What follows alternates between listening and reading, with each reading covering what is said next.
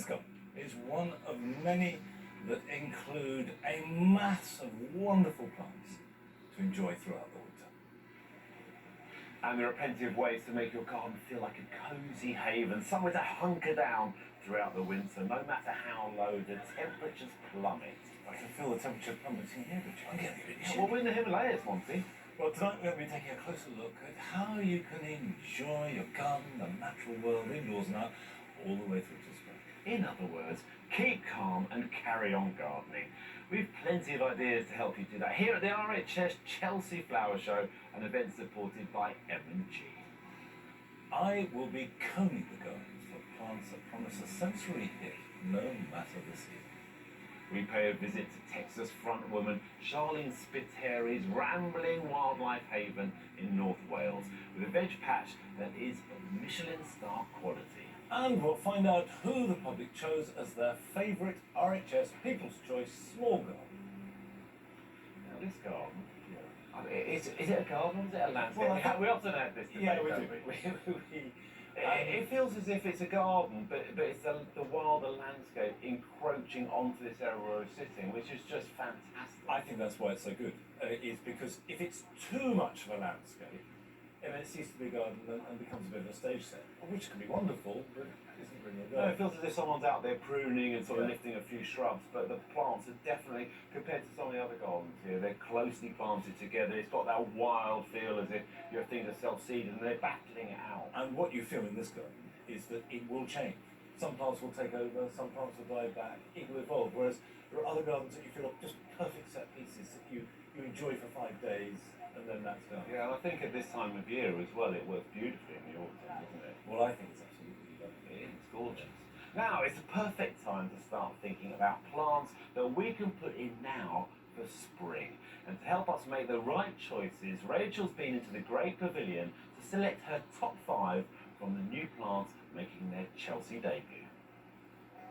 One of the many things I love about gardening is that there's always something new to discover, not least new plants. And every year at Chelsea, nurserymen and women bring new plants to the show. This year there are some absolute beauties.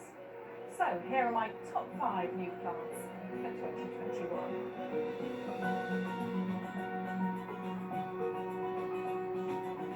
I dare you not to fall for this one. It's Camellia Summer Nights Jasmine. And just look at the colour of those flowers, a really intense coral red, absolutely beautiful.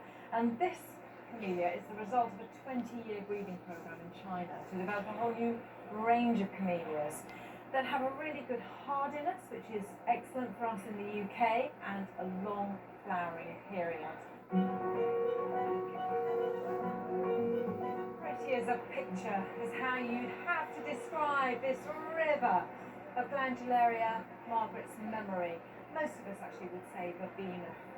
So beautiful, it's a real colour break, that lovely pale shell pink, and in the very centre of the flower a little bit of magenta as a sort of highlight. Now it likes mostly sort of sunny conditions, will take a little bit of shade, and best of all, pollinating insects absolutely love it. This gorgeous fig immediately caught my eye, and I think the clue is in the name. It's called Little Miss Figgy. Unlike some of the varieties, the popular ones we grow here at the moment, which become really large shrubs or even small trees, this one's going to stay at about $1.20 m or so in spread and in height. So it's perfect, not only growing directly in the ground, but in a container like this one. It's going on my shopping list. Pinks never really go out of fashion. Just look at this new variety. It's called Berry Blush. There's a sort of maroon circle around the centre, and this toothed edging, hence pinking shears, that sort of toothed edge. And it's a super plant for a really sunny spot. Scented too. I think that is a gorgeous new plant. But also I am very taken with this, Hylotelephium. Many people would still say sedum. And it's called Dream Dazzler, this new variety.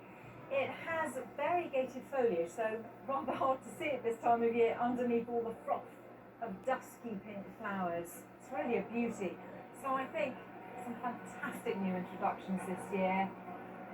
Some of them just might be coming home with me. Earlier today,